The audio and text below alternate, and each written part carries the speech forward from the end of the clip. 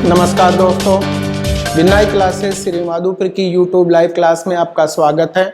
मैं भीमराज मीणा। अब अपन आगे अध्ययन करेंगे। आगे चलने से पहले आपसे निवेदन है कि हमारे चैनल को आप सब्सक्राइब, लाइक एंड शेयर करना ना भूलें। तो अपन बात करते हैं। अब पिछली क्लास में अपन ने बौद्ध धर्म के बारे में अध्ययन किया था और बौद्ध धर्म के बारे में अध्ययन करते हुए अपन ने महात्मा बुद्ध के जीवन परिचय से लेकर 4 बौद्ध संगीतियां तथा बौद्ध साहित्य, सुत्त पिटक, विनय पिटक और अभिधम्म पिटक की चर्चा की थी। आज अपन 6ठी शताब्दी ईसा पूर्व का दूसरा बड़ा धार्मिक आंदोलन जिसका नाम है जैन धर्म, तो अपन आज जैन धर्म का अध्ययन करेंगे। तो दोस्तों बात करते हैं अपन जैन धर्म की।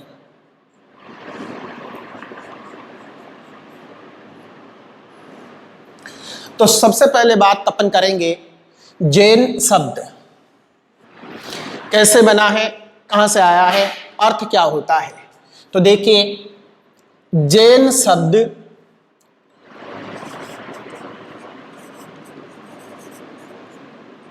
संस्कृत के जिन धातु से बना है जिसका शाब्दिक अर्थ होता है विजेता। तो दोस्तों देखिए, जैन शब्द संस्कृत के जिन धातु से बना है जिसका अर्थ होता है विजेता। अब विजेता किसका विजेता? तो बात करेंगे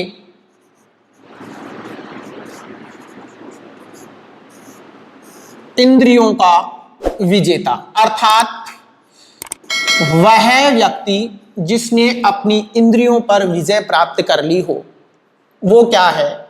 जिन है। और जिन से क्या बन गया है? जैन। अब बात करेंगे, देखिए, जैन धर्म का संस्थापक। 2 क्वेश्चन है। एक तो है जैन धर्म का संस्थापक और दूसरा इसका प्रारूप है जैन धर्म का वास्तविक संस्थापक। इन दोनों की चर्चा करेंगे। तो देखिए, बात करें कि जैन धर्म का संस्थापक कौन है, तो दोस्तों जैन धर्म का संस्थापक जिसका नाम मिलता है ऋषभदेव। और जैन धर्म का वास्तविक संस्थापक जो था वो था महावीर स्वामी। तो जैन धर्म का संस्थापक तो माना जाता है ऋषभदेव को और जैन धर्म का वास्तविक संस्थापक है महावीर स्वामी। दूसरा, जैन धर्म में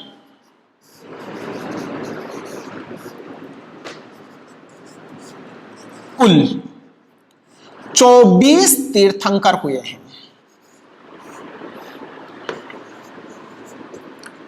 24 तीर्थंकर हुए हैं जैन धर्म में, जिसमें प्रथम तीर्थंकर ऋषभदेव और अंतिम 24वें तीर्थंकर महावीर स्वामी थे। ऋग्वेद में 2 तीर्थंकरों के नाम मिलते हैं और ये 2 तीर्थंकर जो थे वो थे अरिष्टनेमी और दूसरे हैं 23वें तीर्थंकर जिनका नाम है पार्श्वनाथ। तो दोस्तों ऋग्वेद में 2 तीर्थंकरों का भी उल्लेख मिलता है, अरिष्टनेमी और पार्श्वनाथ। तो अपन कह सकते हैं कि जिस समय आपका ऋग्वेदिक कालीन सभ्यता चल रही थी या ऋग्वेद जब चल रहा था, तो उस समय भी जैन धर्म अपने अस्तित्व में था। दूसरा अपन बात करते हैं, सबसे पहले अपन 23वें तीर्थंकर पार्श्वनाथ की बात करते हैं।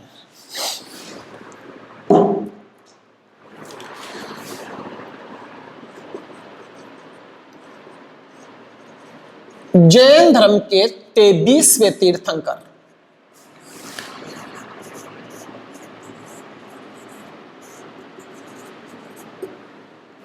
पार्श्वनाथ थे।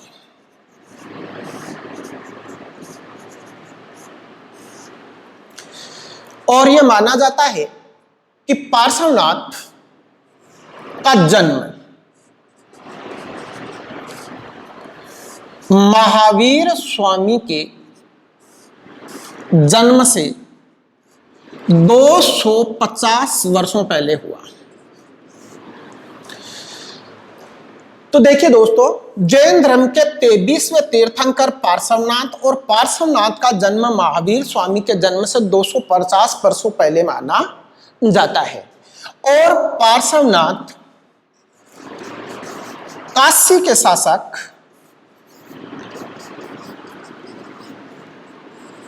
अश्वसेन के पुत्र थे।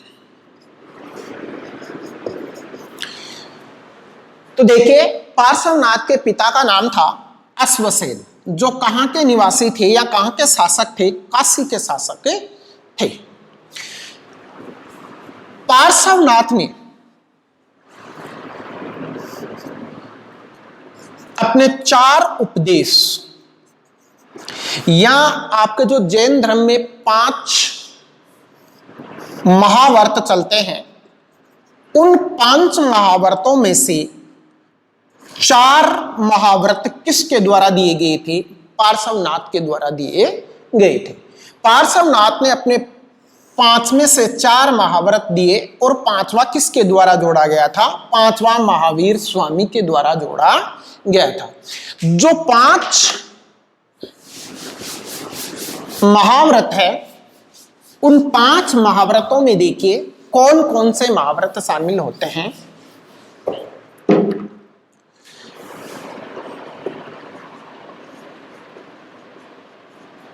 पंच महाव्रतों में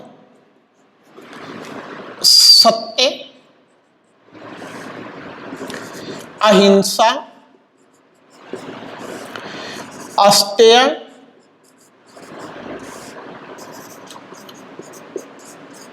अपरिग्रह, और 5वां जो है वो है ब्रह्मचर्य।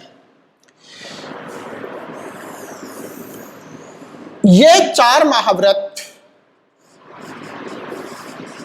पार्श्वनाथ के द्वारा दिए गए, तथा 5वां जो है ब्रह्मचर्य, यह किसके द्वारा दिया गया? महावीर स्वामी के द्वारा दिया गया।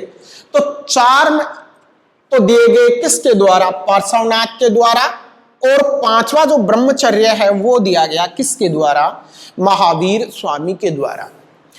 पार्श्वनाथ के जो अनुयायी थे, मोस्ट इंपॉर्टेंट क्वेश्चन है, पार्श्वनाथ के अनुयायी जो कहलाते हैं उन्हें कहा जाता है निग्रंथ। तो कई बार क्वेश्चन पूछा गया है कि पार्श्वनाथ के अनुयायी क्या कहलाते हैं? निग्रंथ कहलाते हैं। और निग्रंथ का तात्पर्य होता है बंधन रहित, जिसके कोई बंधन ना हो वो निग्रंथ कहलाते हैं। ये किसके अनुयायी थे? पार्श्वनाथ के अनुयायी थे। तो ये तो हुई पार्श्वनाथ की बात। अब अपन आगे चलते हैं और आगे अपन अध्ययन करते हैं जैन धर्म के वास्तविक संस्थापक महावीर स्वामी का। तो दोस्तों, महावीर स्वामी के पास चलने से पहले फिर मैं आपसे निवेदन करता हूं, कृपया हमारे चैनल को सब्सक्राइब, लाइक एंड शेयर करना ना भूलें। धन्यवाद। अब अपन अध्ययन करेंगे महावीर स्वामी। तो सबसे पहले तो अपन बात करेंगे महावीर स्वामी का जीवन परिचय।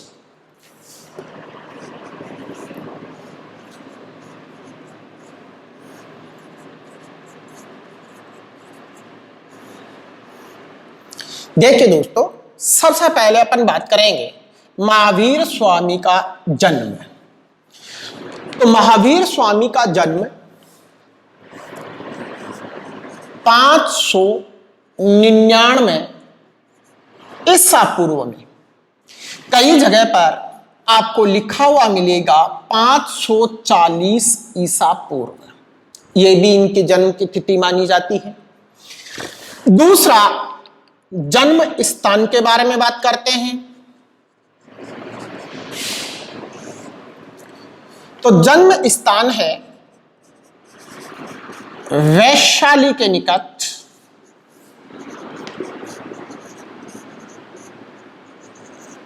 कुंड ग्राम।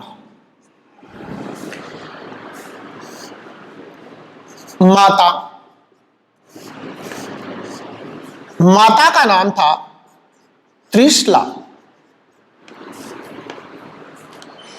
जो कि वैशाली के राजा चेटक की पुत्री थी।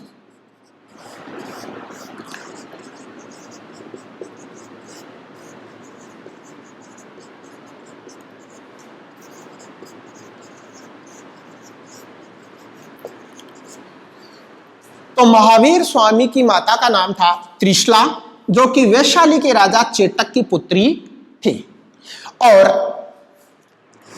पिता का नाम था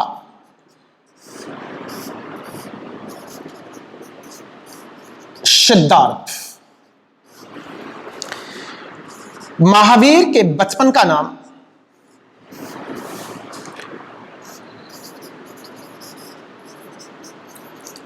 वर्धमान, पत्नी का नाम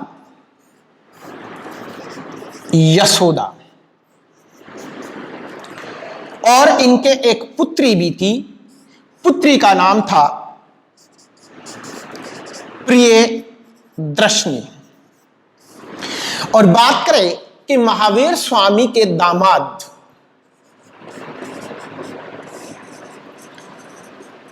तो महावीर स्वामी के दामाद का नाम था जामाली। तो देखिए दोस्तों, फिर एक बार देखते हैं। महावीर स्वामी के जीवन परिचय की बात कर रहे हैं। तो महावीर स्वामी का जन्म जो है वो 599 ईसा पूर्व में या फिर 540 ईसा पूर्व में वैशाली के निकट कुंड ग्राम में हुआ। इनकी माता का नाम था त्रिशला, जो कि वैशाली के राजा चेटक की पुत्री थी।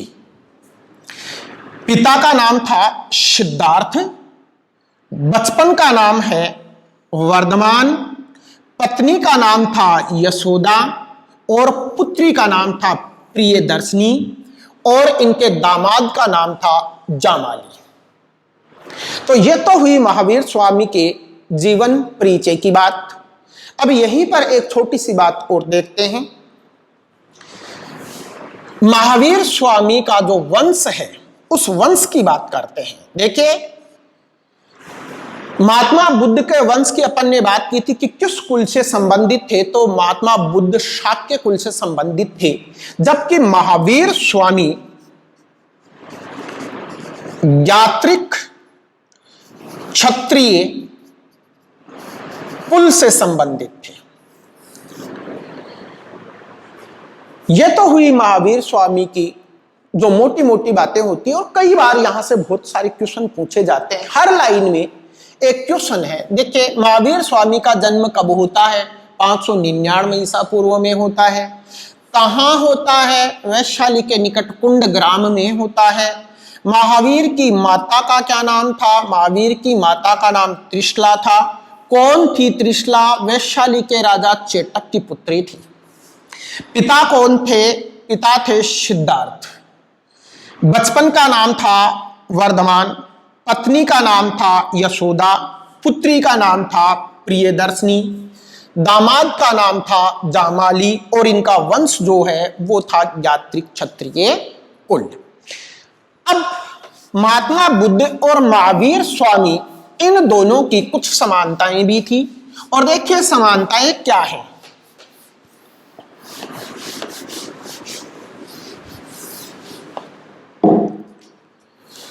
दोनों ही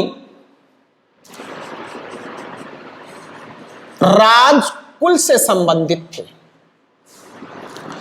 दोनों ही विवाहित थे। दोनों ही पिता भी थे। अपन ने चर्चा की थी कि महात्मा बुद्ध के पुत्र का नाम राहुल, जबकि महावीर की पुत्री का नाम प्रियदर्शनी था। दूसरा, दोनों ने ही लगभग एक ही उम्र में गृह त्याग किया। महात्मा बुद्ध ने 29 वर्ष की आयु में गृह त्याग किया, जबकि महावीर स्वामी ने 30 वर्ष की अवस्था में गृह त्याग किया था। यह इन दोनों में कुछ समानताएं भी है। अब आगे देखते हैं, देखिए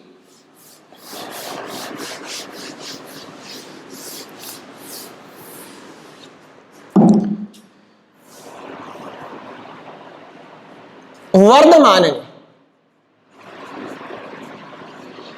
30 वर्ष की आयु में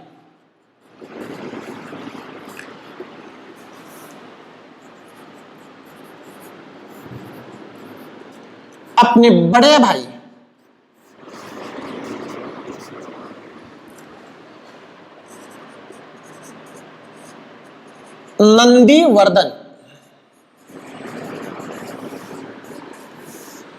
नंदीवर्धन से आज्ञा लेकर गृह त्याग किया था। महात्मा बुद्ध ने 29 वर्ष की आयु में एक रात्रि में अपने पुत्र और पत्नी को सोते हुए को गृह त्याग किया था। उन्होंने किसी की आज्ञा नहीं ली, जबकि महावीर स्वामी यानी वर्धमान ने 30 वर्ष की आयु में अपने ज्येष्ठ भ्राता नंदीवर्धन से आज्ञा लेकर गृह त्याग किया। 12 वर्ष की कठोर तपस्या के बाद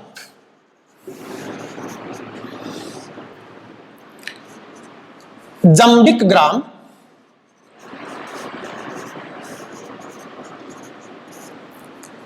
ऋजुपालिका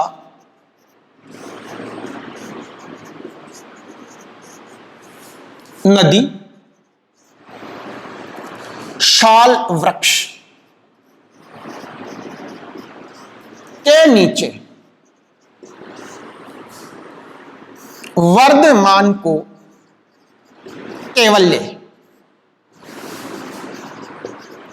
कैवल्य का तात्पर्य है सर्वोच्च ज्ञान। तो देखिए दोस्तों, 12 वर्षों की कठोर तपस्या के बाद जंबिक ग्राम ऋजुपालिका नदी शाल वृक्ष के नीचे वर्धमान को कैवल्य सर्वोच्च ज्ञान प्राप्त हुआ और ये केवलिन कहलाए। क्या बन गए? केवलिन बन गए। दूसरा अपन देखते हैं, देखिए गृह त्याग के बाद लगभग 1 वर्ष तक इन्होंने वस्त्र चेंज नहीं किए, वस्त्र नहीं बदले। वस्त्र अंत में जीर्ण शीर्ण होकर स्वतः ही गिर गए। अब वर्धमान नग्न अवस्था में रहने लगे और तपस्या के दौरान इन्होंने अपरिमित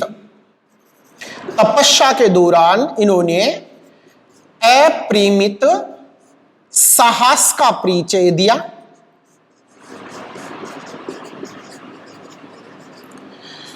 अतः इन्हें महावीर भी कहा गया। तो महावीर कैसे नाम पड़ा? तपस्या के दौरान इन्होंने अपरिमित साहस का परिचय दिया, इस कारण से इनको महावीर कहा गया। योग्य होने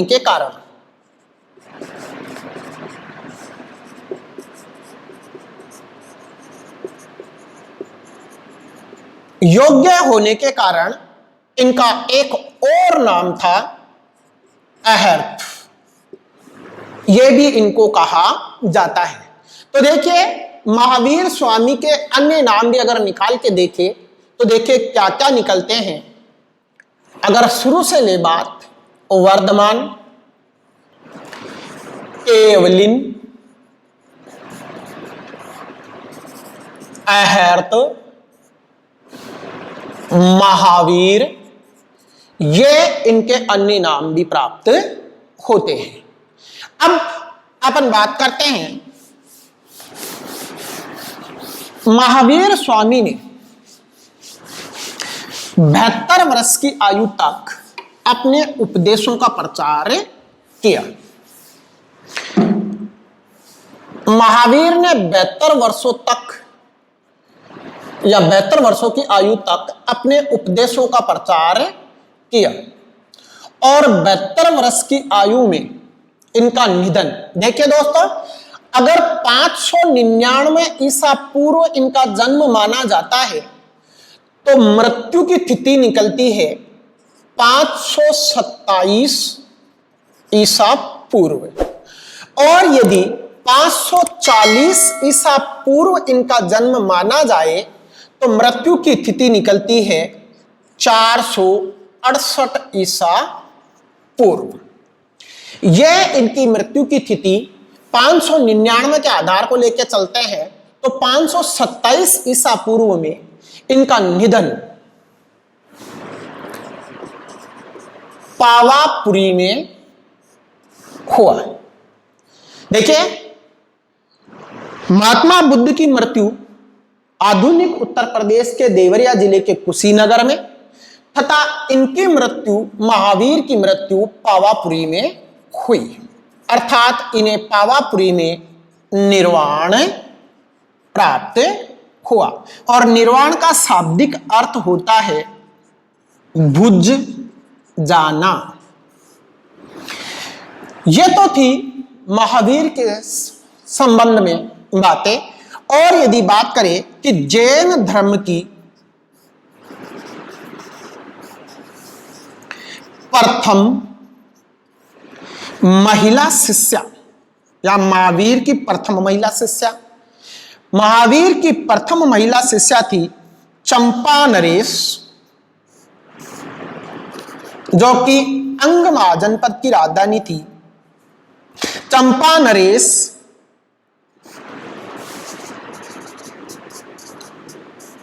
दधिवाहन की पुत्री चंदना, चंपा नरेश दधिवाहन की पुत्री चंदना महावीर स्वामी की प्रथम महिला शिष्या थी। अब अपन बात करते हैं महावीर की शिक्षाओं की।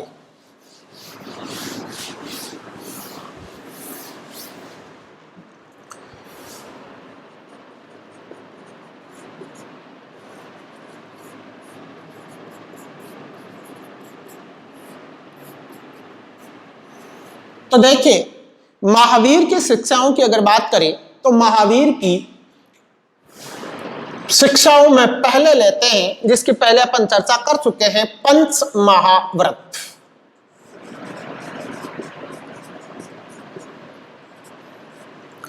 पंच महाव्रत पहली शिक्षा, और पंच महाव्रतों में देखिए अपन ने पहला लिया था सत्य, दूसरा था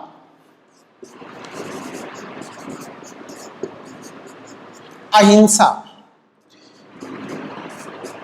तीसरा है अस्तेय, चौथा है अपरिग्रह, और पांचवा है ब्रह्मचर्य। इसकी चर्चा अपन पहले कर चुके हैं। ये चार दिए थे पार्श्वनाथ और ये था महावीर, अर्थात महावीर ने ब्रह्मचर्य और जोड़ दिया। अब देखिए दोस्तों, सत्य, सत्य का तात्पर्य है कि कहने और सुनने में शब्द सरल, सत्य और मृदु होना चाहिए, वो सत्य है।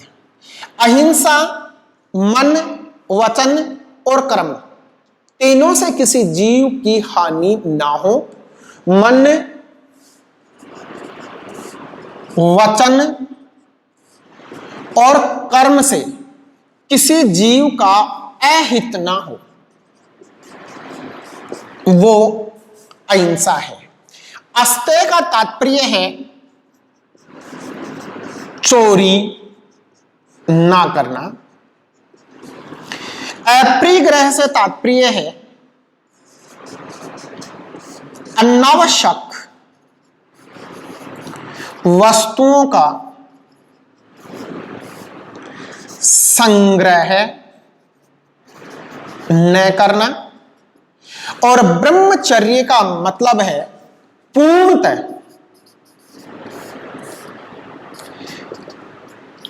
अपनी इंद्रियों को वश में करते हुए सात्विक जीवन व्यतीत करना। तो ये तो है पंच महाव्रत। अब महावीर स्वामी ने ग्रस्तों के लिए भी एक व्यवस्था दी है। यह जो पंच महाव्रत है यह पूर्णतः उन लोगों के लिए है जो गृह त्याग कर चुके थे या पूर्णतः सन्यासी जीवन व्यतीत करते हैं, उनके लिए पंच महाव्रत। और जो जैन, ऐसे जैन जो ग्रस्त आश्रम में रहते हुए जैन धर्म का पालन करते हैं, तो उनके लिए भी महावीर ने एक व्यवस्था दी है और उस व्यवस्था का नाम है पंचाणु व्रत।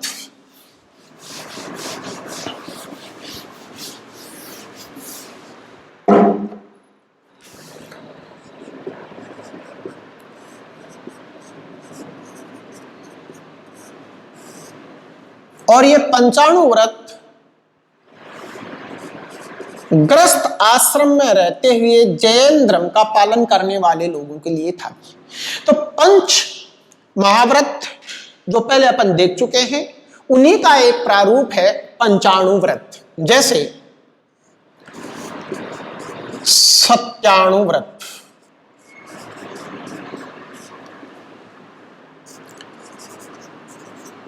अहिंसाणु व्रत, अस्तेयाणु व्रत,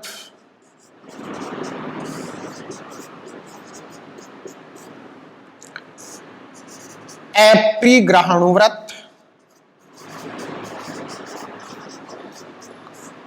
और ब्रह्मचर्याणु व्रत। ये पंच महाव्रतों का प्रारूप है जिन्हें पंचाणु व्रत कहेंगे। और ये ग्रस्त आश्रम में रहते हुए जो जैन धर्म का पालन करते थे उन लोगों के लिए ये व्यवस्था दी गई। दूसरा देखते हैं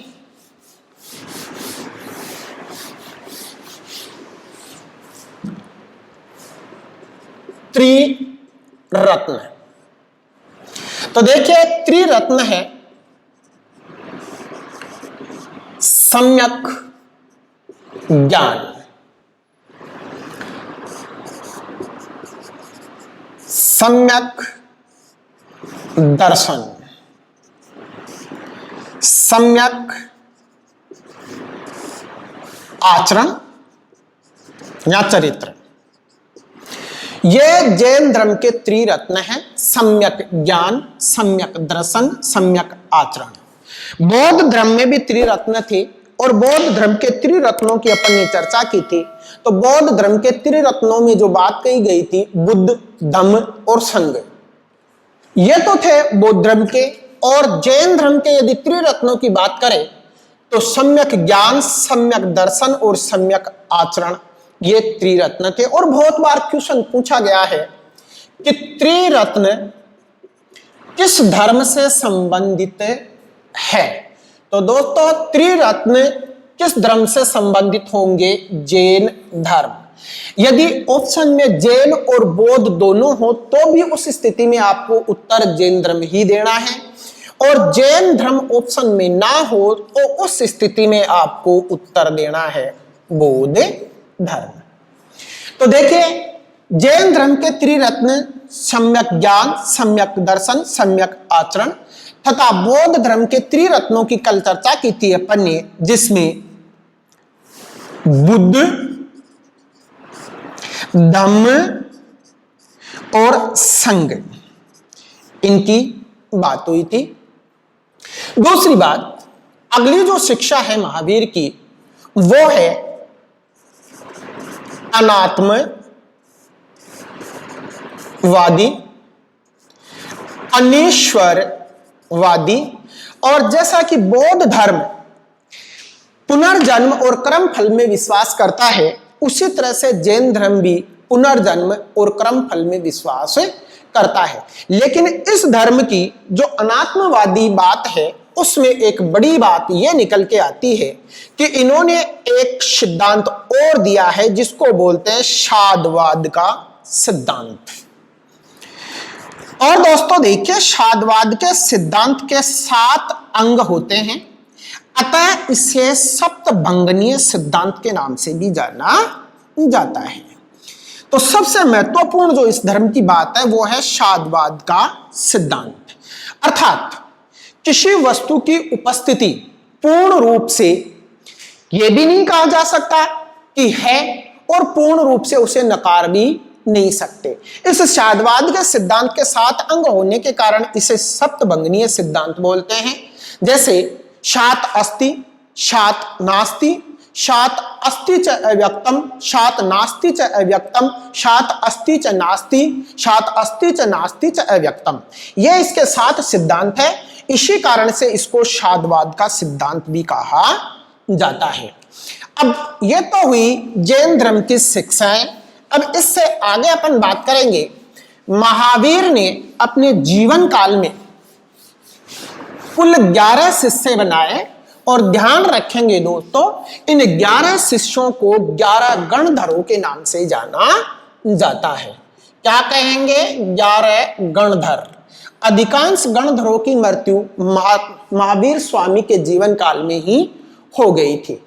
महावीर स्वामी और जामाली, जो कि महावीर के दामाद थे, इनके मध्य क्रियामाण कृत सिद्धांत, क्रियामाण कृत सिद्धांत को लेकर दोनों में मतभेद हुआ। क्रियामाण कृत सिद्धांत का तात्पर्य होता है कि कार्य करने के साथ या कार्य प्रारंभ करने के साथ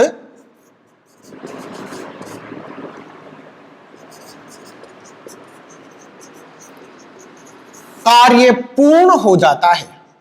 यह बात तो महावीर स्वामी की थी कि कार्य प्रारंभ करने के साथ ही कार्य पूर्ण हो जाता है, जबकि जामाली का यह मानना था कि कार्य पूर्ण होने पर जाए। उदाहरण के तौर पर छोटी सी बात, महावीर स्वामी के अनुसार क्रियामाणकृत सिद्धांत के तहत अगर आपने मन में चोरी करने की भावना आई तो इसका मतलब आप चोर हो गए, जबकि जामाली का मानना था कि आप तब तक चोर नहीं हो सकते जब तक आप चोरी नहीं करेंगे। इसी बात को लेकर जामाली और महावीर स्वामी के मध्य मतभेद हुआ और यह जैन धर्म का प्रथम विभाजन था और जामाली महावीर स्वामी से अलग हो गए। आगे बात करते हैं, लेकिन आगे चलने से पहले फिर एक बार आपसे निवेदन है कि आप हमारे चैनल को सब्सक्राइब, लाइक एंड शेयर करना ना भूलें। तो दोस्तों देखिए, अब अपन बात करते हैं महावीर स्वामी ने अपने उपदेश किस भाषा में दिए? तो महावीर स्वामी ने उपदेश दिए प्राकृत भाषा में। प्राकृत भाषा में महावीर ने अपने उपदेश दिए। महावीर ने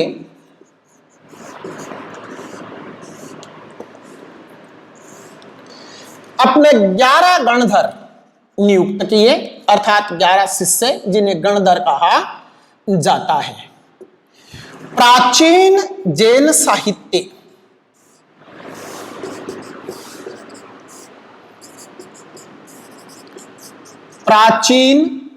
साहित्य को आगम कहा जाता है। प्राचीन जैन साहित्य को क्या कहेंगे? प्राचीन जैन साहित्य को आगम कहेंगे। अगर प्राचीन शब्द हटा दिया जाए और अकेला आ जाए कि जैन साहित्य को क्या कहा जाता है, तो जैन साहित्य को पुओं कहा जाता है और इन पुओं की जो संख्या थी वो 12 थी। तो प्राचीन जैन साहित्य आगम और जैन साहित्य को पु कहा जाता है जिनकी संख्या 12 थी। और अगर बात करें तो देखिए पूरा का पूरा नंदवंश जैन धर्म का अनुयायी था। कलिंग नरेश खारवेल जैन धर्म का अनुयायी था और खारवेल का हाथी गुम्फा अभिलेख जो कि प्रथम जैन मूर्ति का उल्लेख करता है।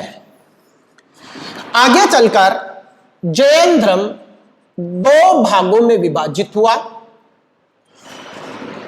श्वेतांबर और दिगंबर। श्वेतांबर वे जैन मुनि जो श्वेत वस्त्र धारण करते थे वो श्वेतांबर कहलाते थे, तथा दिगंबर जो कि नग्न अवस्था में रहते थे, दिक है अंबर जिसके अर्थात दिशाएं ही जिनके वस्त्र थे वो दिगंबर कहलाते थे। चंद्रगुप्त मौर्य के शासनकाल में प्रथम जैन संगीति का आयोजन हुआ। इसी के साथ आपका जैन धर्म समाप्त हुआ। धन्यवाद। और एक बार आपसे निवेदन है कि कृपया आप हमारे चैनल को subscribe, like, share and like करना ना भूलें। धन्यवाद। नमस्कार।